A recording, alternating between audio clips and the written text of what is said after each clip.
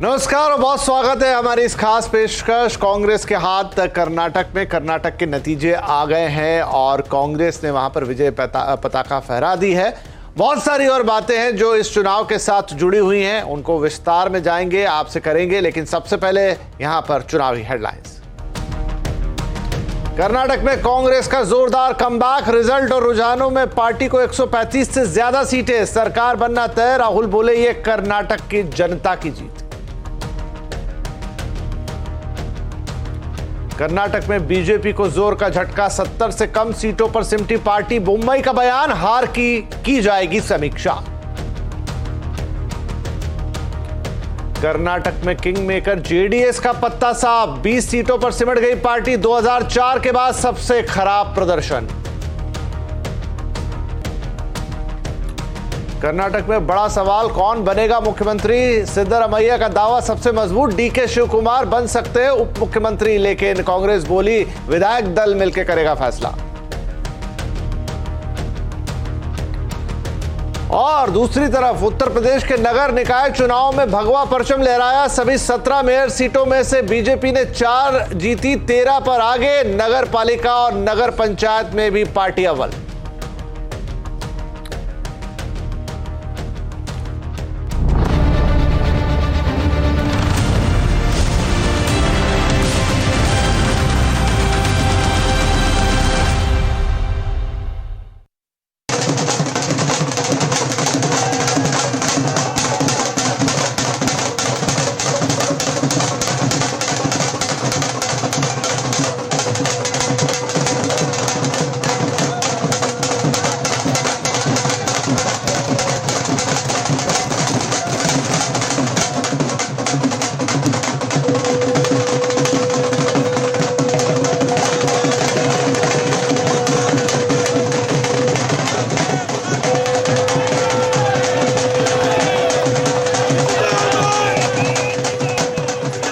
कर्नाटक विधानसभा चुनाव के नतीजों में बड़ा उलटफेर दिख रहा है। अभी तक के रुझानों में कर्नाटक कांग्रेस के हाथों में जाता दिख रहा है। कर्नाटक में कांग्रेस की बंपर जीत होती दिख रही है, जबकि बीजेपी करारी हार की तरफ बढ़ रही है। हिमाचल प्रदेश के बाद ये जो है वो कांग्रेस के लिए एक तरीके से बड़ा झटका है, कांग्रेस के लिए एक बड़ी जीत है। और लगातार दूसरा आप इसे कहें, रुझानों में जीत के बाद कांग्रेस में खुशी की लहर भी है। कांग्रेस मुख्यालय में ढोल नगाड़े ये भी आपने देखे और सुने।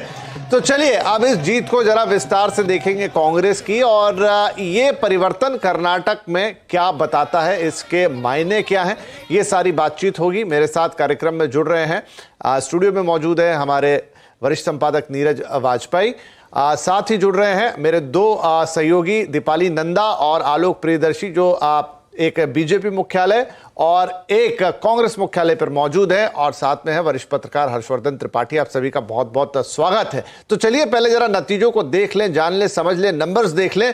नीरज जी के पास चलेंगे। नीरज जी, क्या नंबर्स हैं और क्या मायने हैं उनके? देखिए, एक लाइन में कहें तो ये कांग्रेस की बम्पर जीत है और बीजेपी की बहुत बुरी हार है, क्योंकि जितने भी क्षेत्र हैं कर्नाटक के, सभी जगहों पे ज़बरदस्त तरीके से उनकी हार हो रही है। महाराष्ट्र कर्नाटक जो बहुत गढ़ माना जाता है वहाँ पे हारे, मध्य कर्नाटक में भी हारे, बेंगलोर में भी उतना अच्छा प्रदर्शन नहीं रहा है। तो आप ये कह सकते हैं कि अक्रॉस द स्टेट बीजेपी की बहुत बुरी हार है। ये हार 2 रीजन से मेरे हिसाब से हुई है। एक एंटी इनकम्बेंसी, यानी सरकार से भयानक नाराज़गी थी लोगों की, तो उन्होंने हराया, और हराने के लिए उन्होंने जेडीएस को भी हराया। जेडीएस डेसिमेट हो गई है, 13% वोट शेयर है, और जेडीएस की जितनी बड़ी हार हुई है वो कांग्रेस के लिए बहुत ही, तो जब बाइपोलर हो गया, 1-on-1 इलेक्शन हुआ, तो उसमें नाराजगी साफ दिखी। और ये एक लाइन का एनालिसिस ये कांग्रेस की बीजेपी की बहुत बुरी हार है और कांग्रेस का बहुत शानदार कमबैक है।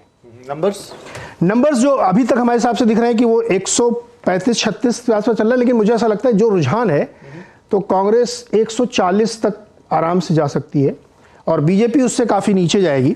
जेडीएस अभी 20 के आसपास हॉवर कर रही है, लेकिन मुझे लगता है उससे काफ़ी नीचे जाएगी वो, क्योंकि अभी बहुत रुझान चल रहे हैं यहाँ पे। लेकिन डेफिनेटली कांग्रेस जो है 140 के आसपास जाएगी, और इसमें मैंने नाम लेने में कोई गुरेज नहीं। एक्सिस माई इंडिया का जो पोल है, जो कि टीवी टुडे के साथ है, वो बैंग ऑन है। और उन्होंने बताया भी, आज सुबह मैं उनको सुन रहा था, मेरे मित्र भी हैं, कि 64 आज तक उन्होंने पोल किया, 60 में उनका बैंग ऑन था। तो ये देखिए 137 पे चल रही है, 2-3 सीट हमको लगता है ये आराम से और आगे आएंगी। मैसिव विक्ट्री है और करीब 55 या 56 सीटों का गेन हो रहा है इनको, और इतना ही लगभग इस दोनों को मिला दें अगर जेडीएस और बीजेपी तो इतना ही इनको नुकसान हो रहा है, और अक्रॉस द बोर्ड ये विक्ट्री देखने को मिल रही। तो ये देखिए 57 सीटों का उनको फायदा है, बीजेपी को 42 सीटों का नुकसान है, उनको 16, दोनों जोड़ दीजिए तो सारी सीटें उधर गई हैं। तो सिंपल से कहानी है कि जेडीएस का बुरी तरह से हारना, उनका सिमट जाना, और उनके गढ़ में ओल्ड मैसूरू इलाका जो कहा जाता है वहां कांग्रेस का प्रदर्शन जबरदस्त है, और वहीं से पूरा खेल बिगड़ता हुआ दिख रहा है। तो ये आपके सामने तस्वीर है। अन्य की सीट 4 जा रही हैं जो शायद एक फायदे में जा रही है, लेकिन नेट ये है कि 140 के आसपास मुझे लगता है ये कांग्रेस की सीटें होंगी। शानदार विक्ट्री है। ठीक है, एक फटाफट क्विक व्यू ले लेते हैं, चलते हैं हम दिल्ली, जहां पर हमारे 2 संवाददाता हैं, आलोक प्रियदर्शी जो कि कांग्रेस हेडक्वार्टर्स पे हैं और दीपाली जो कि बीजेपी हेडक्वार्टर्स पे मौजूद हैं। आलोक, अभी अभी वहां पर राहुल गांधी आए थे और बोल के गए हैं कि कर्नाटक की जनता की जीत है और सबको बधाई, और भी उन्होंने बातें कही वहां पर। लेकिन फिलहाल ये जो नजारा था टीवी पे दिखा, ये बहुत लंबे अरसे बाद दिखा कि कांग्रेस मुख्यालय में कुछ ऐसा माहौल बन पड़ा। बिल्कुल, देखिए कांग्रेस माहौल की जो तस्वीर है वो बिल्कुल बदली पड़ी है। सुबह जैसे ही रुझान आने शुरू हुए, यहाँ पर कांग्रेसी कार्यकर्ता जुटना शुरू हो गए, ढोल नगाड़े, मिठाइयाँ, क्रैकर्स सब यहाँ पर था। और इसके अलावा अगर कहें तो 2018 में जब 3 राज्यों में बड़ी जीत कांग्रेस को मिली थी, उसके बाद ये एक तरह से कहें तो एक बड़ी चहल पहल यहाँ कांग्रेस के दफ्तर में देखने को मिली है। और थोड़ी देर पहले जब राहुल गांधी यहाँ आए थे तो उन्होंने यही बात कही कि कांग्रेस ये कर्नाटक की जनता की जीत है, और अपनी पहली कैबिनेट में जो 5 वादे हैं उसको पूरी की जाएगी, उसको मंजूरी दी जाएगी। और उन्होंने एक बात और कही जो बार बार अपने सभाओं में कहते हैं कि नफरत की दुकानों को बंद किया जाएगा, नफरत के बाजार को बंद किया जाएगा, और मोहब्बत की दुकानें अब कर्नाटक में शुरू हो जाएंगी। तो ये उन्होंने बहुत ही संक्षिप्त बयान था इस कर्नाटक की बड़ी जीत के बाद यहाँ पर कांग्रेस के दफ्तर में। और जो 5 वादे हैं मैं एक बार गिना दूं, बता दूं लोगों की, जो डेयरी किसानों को 50,000 की कृषि क्रांति क्रेडिट योजना देने की बात थी, एससी रिजर्वेशन को 15 से 17% बढ़ाना, एससी आरक्षण को 3 से 7% बढ़ाना, 200 यूनिट मुफ्त बिजली, महिला मुखिया को 2,000 रुपए प्रति माह, और बेरोजगारों को प्रति महीने 2 साल तक 3,000 रुपए का एक तरह से बेरोजगारी भत्ता। तो इन जो वादे हैं 5, ये 5 वादों को जनता ने समझा है, उसको एक्सेप्ट किया है। और कुछ इसी तरह के वादे बीजेपी ने भी किया था वहां पर, लेकिन बीजेपी के वादों को और एंटी इनकम्बेंसी, जैसा कि नीरज जी बता रहे थे कि इनकी एंटी इनकम्बेंसी की वजह से उनके वादों को ज्यादा तवज्जो नहीं दी कर्नाटक की जनता ने, और जो कांग्रेस के वादे हैं उनको एक तरह से कहें उनको गो अहेड दिया है। और इसी वजह से जो राहुल गांधी यहां पर आए थे उन्होंने बिल्कुल साफ साफ ये बातें कही कि कर्नाटक की जब पहली कैबिनेट की बैठक होगी इन 5 वादों को पूरा किया जाएगा। चलिए, तो ये थी कांग्रेस मुख्यालय से तस्वीरें, और राहुल गांधी वहां थोड़ी देर पहले पहुंचे थे, लगे हाथ तो सुनवा भी देते हैं कि उन्होंने क्या कहा। कांग्रेस पार्टी कर्नाटक में गरीबों के साथ खड़ी हुई, हम गरीबों के मुद्दों पर लड़े, और मुझे सबसे अच्छी बात यह लगी कि हमने नफरत से, गलत शब्दों से ये लड़ाई नहीं लड़ी, हमने मोहब्बत से, प्यार से, दिल खोल के ये लड़ाई लड़ी। और कर्नाटक की जनता ने हमें दिखाया कि ये देश मोहब्बत इस देश को अच्छी लगती है। कर्नाटक में नफरत की बाजार बंद हुई है, मोहब्बत की दुकानें खुली हैं। चलिए, तो मोहब्बत नफरत इसकी बात करते हुए और अपने 5 वादों को पहली कैबिनेट में पूरा करेंगे, ये कह रहे हैं राहुल गांधी। हर्षवर्धन त्रिपाठी, क्या हुआ अगर अब दोनों ही पार्टी के नजरिए से हम देखें, और खासतौर पे पहले चलिए बीजेपी के नजरिए से देख लेते हैं कि क्या लोकल लीडरशिप को थोड़ा निगलेक्ट करना, उन पर ध्यान न देना, वो बीजेपी के लिए भारी पड़ गया, और दूसरी तरफ कांग्रेस ने अपनी अंतर्कलह को बिल्कुल सतह पे नहीं आने दिया, हर पार्टी में होती है, लेकिन चुपचाप शांति के साथ काम किया और नतीजा हमारे सामने। देखिए, निश्चित तौर पर कांग्रेस पार्टी को आज जोरदार बधाई का दिन है, और कर्नाटक चूंकि बड़ा राज्य है, वो छोटा राज्य है नहीं, और वहाँ एक कॉम्प्लेक्स सिचुएशन थी। एक जेडीएस जैसी पार्टी थी जो हमेशा ये मुश्किल क्रिएट कर देती थी कि किसी की पूर्ण बहुमत की सरकार नहीं बने। लेकिन इस चुनाव को अगर हम देखें कि कहाँ कहाँ क्या क्या फैक्टर्स हैं, एक लाइन की बात राज्य में अगर नेता के तौर पर देखें, कांग्रेस के पास दो मजबूत नेता, दोनों एक दूसरे से लड़ रहे थे, सब कुछ था, लेकिन चुनाव के ठीक समय में एक दूसरे के फ्लैग लगा रहे हैं, एक दूसरे के हंसते हुए वीडियो जारी कर रहे हैं, और उन्होंने कोशिश की कि हमारे बीच का मतभेद पार्टी की परफॉर्मेंस पर असर न डाले। नंबर एक। उधर भारतीय जनता पार्टी थी जिसके राज्य के नेता लगभग नहीं थे। बसवराज बोम्मई को कभी भी भाजपा के कैडर ने एक्सेप्ट नहीं किया, और एक बात नरेंद्र मोदी सहित पूरी भारतीय जनता पार्टी को स्वीकार नहीं होगी कि बीजेपी में बाहर से जो लोग आते हैं उनमें बहुत कम लोगों को एक्सेप्ट किया जाता है, एक्सेप्टेंस नहीं होती। येदियुरप्पा बड़ा चेहरा थे, लिंगायत का बड़ा चेहरा, उनको हटाना बहुत गलत निर्णय नहीं था, क्योंकि वो जिस उम्र के हो गए थे, 80 साल के ऊपर हो गए थे, उनके ऊपर भी भ्रष्टाचार के ढेर सारे आरोप थे। लेकिन जो सबसे बड़ी बात थी कि उसके बाद लीडरशिप ट्रांसफर हुआ क्या, वो नहीं हुआ, और लंबे समय तक एक तरह से कहें कि कांग्रेस कर्नाटक को भारतीय जनता पार्टी ने छोड़ दिया कि अंतिम समय में मोदी जी आके जिता देंगे। पार्टी का वो करिश्मा वहां काम नहीं किया। हिंदी भाषी नहीं है, नरेंद्र मोदी का करिश्मा है, नरेंद्र मोदी को लोग सुनने आते हैं, उनका रोड शो बहुत शानदार होता है, लेकिन जो होना चाहिए था वो शायद नहीं हुआ, और इसीलिए इतने जहरीले बोल बोले गए। और जो खरगे जी हैं उन्होंने तो बाकायदा जहरीला सांप ही बोल दिया, लेकिन फिर भी उसका असर नहीं हुआ। यहां एक उल्टा हुआ, रिवर्स पोलराइजेशन हुआ, जो बीजेपी के पक्ष में काम नहीं किया। जब बजरंग दल और पीएफआई को इक्वेट किया तो प्रधानमंत्री नरेंद्र मोदी ने ओवर द बोर्ड जाके उसको बजरंग बली के साथ जोड़ा। आमतौर पर यह असर करता है, लेकिन वहां हुआ उल्टा। ओल्ड मैसूरू रीजन में मुसलमान 80% से ज्यादा। कांग्रेस के लिए बड़ी खबर है, 2024 के लिए बहुत बड़ी खबर है, रीजनल पार्टीज के लिए बड़ी चिंता की बात है, और भारतीय जनता पार्टी को भी सोचना है कि अगर इस तरह का रिवर्स पोलराइजेशन हुआ, जहां कास्ट कॉम्बिनेशन के साथ अगर मुस्लिम एकजुट हुआ, यानी मुस्लिम, वोक्कलिगा, कुर्बा और दलित अध्यक्ष राष्ट्रीय खरगे जी के होने से दलितों का एक मुश्त वोट, यह पूरा जाकर कांग्रेस की जीत की कहानी बना। और चूंकि जीत दिख रही थी तो गांधी परिवार भी पूरी तरह से सक्रिय था। सबसे अच्छी बात कांग्रेस के पक्ष में कि राहुल गांधी ने वहां वो बयान नहीं दिए जो आमतौर पर वो बयान देते रहते हैं, उससे वो बचे। प्रियंका ज्यादा सक्रिय रही, तो मैं उम्मीद करूंगा कि कांग्रेस इस मॉडल को आगे आने वाले चुनाव में भी रिप्लिकेट करेगी। भारतीय जनता पार्टी के लिए सबक यह है कि हर बार हारती हुई पार्टी को मोदी जी अपने कांधे पर जीत की तरफ नहीं ले जा सकते हैं, यह समझना पड़ेगा। और अगर आपकी पार्टी के शासनकाल में भले ही कितने अच्छे काम हुए, चेहरा तो होना चाहिए ना भाई। हर जगह भूपेंद्र पटेल नहीं चलेगा कि गुजरात में मोदी हैं, यहां मोदी नहीं थे। यह मुझे लगता है कि इस चुनाव का अगर हम सार कहें तो यही दिखता है। ठीक है, इसको थोड़ा और एनालाइज करेंगे, लेकिन एक बार रुक कर लेते हैं भारतीय जनता पार्टी के हेडक्वार्टर्स का दिल्ली में, जहां पर दीपाली मौजूद है। दीपाली, क्या स्थिति है? मायूसी है, खामोशी है, क्या हाल है?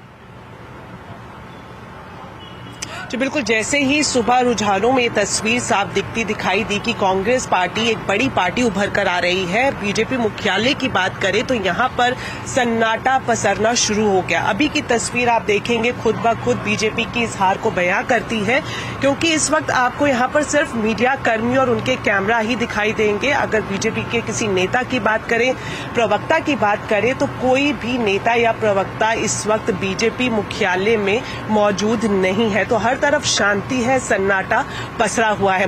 जो इक्का दुक्का प्रवक्ता यहां पहुंचे भी थे, जैसे जैसे स्थिति साफ होती हुई गई, कांग्रेस को बढ़त मिलती हुई दिखाई दी, वो प्रवक्ता भी यहां से बाहर चले गए अपने घर या अपने दफ्तर। हालांकि कुछ नेताओं से हमने बात की, उनका ये कहना था कि जिस तरह की उम्मीद थी कर्नाटक में बीजेपी को, जिस तरह का आशीर्वाद वो जनता से चाहते थे, वो उन्हें नहीं मिला है, और अब उन्होंने अपनी हार स्वीकार कर ली है। भारतीय जनता पार्टी लोकल और राष्ट्रीय स्तर पर इस हार की समीक्षा करेगी, क्या वजह रही उसकी समीक्षा करेगी। और जहां तक 2024 के लोकसभा चुनाव की बात है, तो अभी भी बीजेपी का ये कहना है कि इस हार का लोकसभा चुनाव से कोई भी लेना देना नहीं है। अगर अभी भी कहीं पर चुनाव होते हैं तो बीजेपी सबसे बड़ी पार्टी उभर कर आएगी। ये विश्वास और ये भरोसा अभी भी भारतीय जनता पार्टी के प्रवक्ता और नेता जताते हुए दिखाई दे रहे हैं।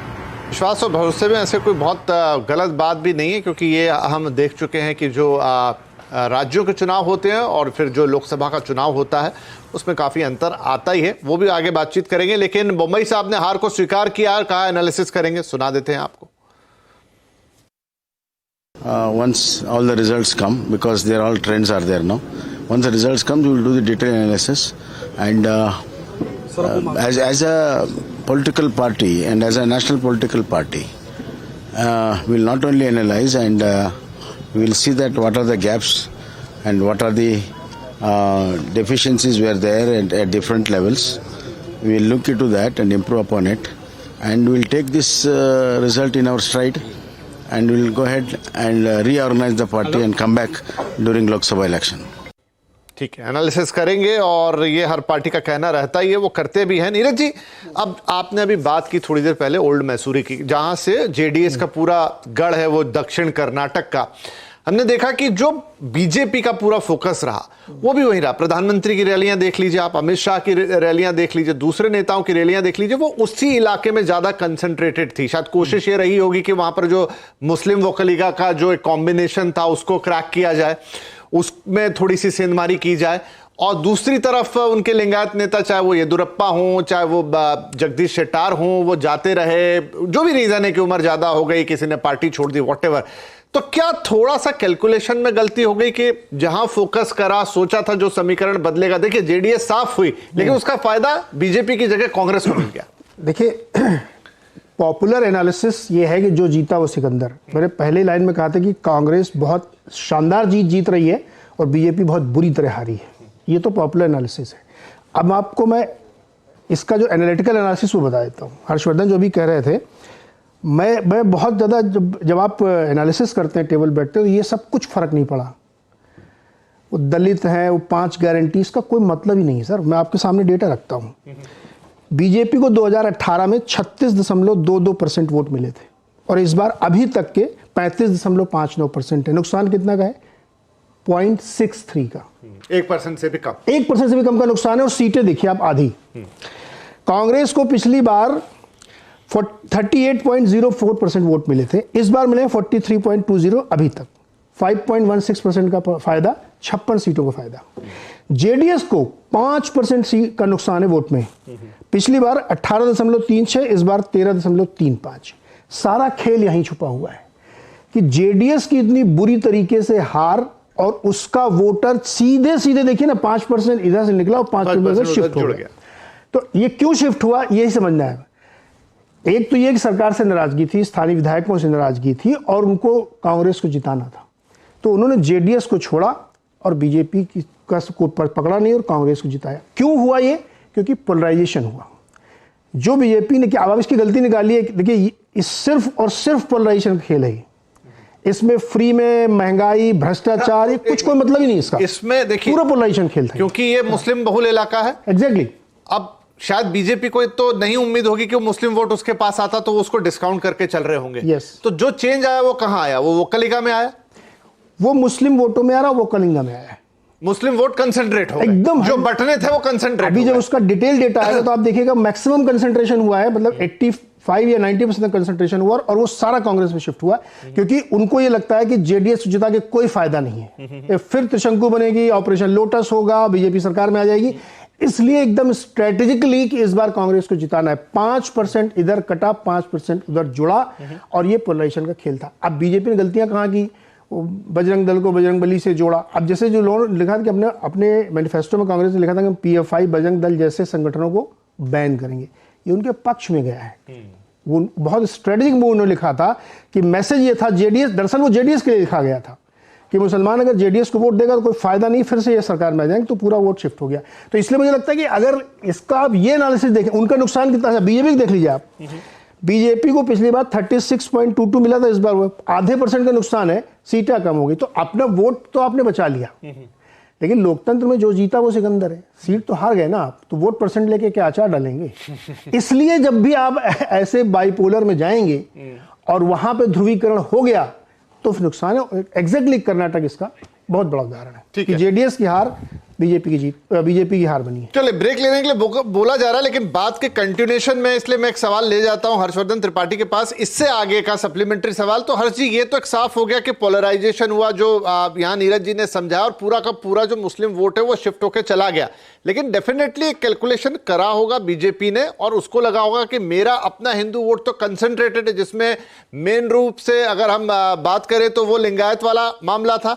लेकिन वहां जो लीडर्स के साथ आपने कहा कि येदुरप्पा की उम्र भी हो गई, आरोप भी थे, लेकिन देखिए एक बड़ी कम्युनिटी तो है शेट्टार साहब भी चले गए, आपने रोका नहीं, उधर कांग्रेस ने उनको सपोर्ट कर दिया, सोनिया गांधी उनके लिए सभा करने आ गई, हालांकि शायद वो चुनाव हार गए, लेकिन क्या जिस पॉकेट पर बहुत कंसंट्रेट करना चाहिए था वहां पर थोड़ा ओवर कॉन्फिडेंट होकर चली गई बीजेपी और वहां भी उसको उतना नहीं मिला जितना मिलना चाहिए था? नहीं विपिन जी, देखिए है क्या कि जब हार गए तब तो ढेर सारी चीजें आएंगी, जीत गए तो कुछ भी ये सब अच्छा चला। सबसे ज्यादा खराब बयानबाजी, खराब रणनीति कांग्रेस के शीर्ष नेतृत्व ने की। संप्रभुता से लेकर जहरीला सांप तक का बयान दिया। मूल बात यहां समझिए, भारतीय जनता पार्टी के साथ उसका वोटर इंटैक्ट है, लिंगायत कहीं नहीं गया। और इसको दो आंकड़े मैं देता हूं। एक तो आंकड़ा जो आप कह रहे हैं जगदीश शेट्टार तो हार गए हैं, महेश टेकिंगई से वो हार गए हैं। जगदीश शेट्टार 2013 में भारतीय जनता पार्टी का चेहरा थे। कर्नाटक जनता पक्ष बनाकर येदियुरप्पा अलग पार्टी बना गए थे। जगदीश शेट्टार के चेहरे पर भारतीय जनता पार्टी अपने न्यूनतम वोट शेयर और न्यूनतम सीट शेयर पर चली गई। इसका मतलब यह हुआ कि जगदीश शेट्टार भले ही जनसंघ के जमाने के सबसे पहले परिवार के भाजपा के नेता थे, लेकिन उनके पीछे लिंगायत उस तरह से नहीं खड़ा था। मूल बात क्या थी? भारतीय जनता पार्टी ने कुछ जोखिम भरे फैसले लिए थे। पहला जोखिम भरा फैसला, मुसलमानों का 4% आरक्षण निकालकर लिंगायत के साथ वोक्कलिगा को भी देना। कोशिश ये थी कि कुछ जगह हम जाएंगे, जेडीएस कमजोर हो रही तो वोक्कलिगा का हिस्सा पूरा उधर न चला जाए डीके शिव कुमार की तरफ। दूसरा, उन्होंने कहा कि ये जो जिसको बाद में पीएफआई और बजरंग दल इक्वेट हुआ, तो उन्होंने कहा कि नहीं ये तो बजरंग बली पर हमला है। तो उन्होंने हिंदू सेंटिमेंट की कोशिश की, लेकिन हिंदू कॉन्स्टिट्यूंसी तो कोई देश में है नहीं। वहां पर लिंगायत वोक्कलिगा बटा था, उसी में लिंगायत वीरशैव कहो उन्होंने कांग्रेस ने कैटर किया। और जिसको हम कहें कि सेंटिमेंट के तौर पर एक नुकसान दिखा, भाजपा के बड़े बड़े नेता छोड़कर गए, उन नेताओं को संभालते नहीं दिखी भाजपा। जोखिम लिया, नए नेताओं को उतारा, लेकिन सबसे बड़ी बात यह कि भाजपा को लोकसभा चुनाव में भी, विधानसभा चुनाव में भी यह सोचना पड़ेगा कि 40% के नीचे अगर उसका वोट प्रतिशत है तो उसके लिए जीत बहुत मुश्किल हो जाएगी। यह हमेशा के लिए मुश्किल थी, पहले भी, इसीलिए अमित शाह कहते भी हैं कि हमें 50% की तरफ बढ़ना है। कर्नाटक कॉम्प्लेक्स था, उस कॉम्प्लेक्स में भाजपा खुद फंस गई। और ये जो बजरंग बली और बजरंग दल को इक्वेट किया, इसने मुस्लिम कंसोलिडेशन किया। जो आमतौर पर भाजपा के पक्ष में जाता है, जब कोई मुसलमान मतों के लिए जाता है, वो हिंदू मतों के लिए गए, मुसलमान कांग्रेस के साथ चला गया। यह इस चुनाव के परिणाम का सबसे बड़ी एक वजह यही है। इसके अलावा छिटपुट वजह है बहुत, वरना कर्नाटक इस समय देश में पर कैपिटा इनकम के लिहाज से रिचेस्ट 3rd स्टेट है। अगर आप देखें कि लोगों की पर कैपिटा इनकम तो 5 साल में 3-fold हो गई। अगर आप कहें कि जिस तरह से वहां लोगों की सोशल स्कीम है वो बेहतर हो गया, और प्रधानमंत्री तो एयरपोर्ट, एक्सप्रेसवे, फ्लाईओवर, इसी सब पर गए थे चुनाव लड़ने। बाद में वो चुनाव पलट गया, ये बात अलग है। ठीक है, चलिए, तो ढेर सारे एनालिसिस हैं यहां पर, लेकिन एक छोटा ब्रेक, और ब्रेक के बाद कि अब ठीक है ये तो हो गया, नतीजा आ गया, आप इसका एनालिसिस करते रहिए, बहुत सारे कारण निकल आएंगे, लेकिन जो बात हो रही है 2024 की, उसके लिहाज से आज के नतीजों के क्या मायने, ब्रेक के बाद चर्चा जारी रहेगी।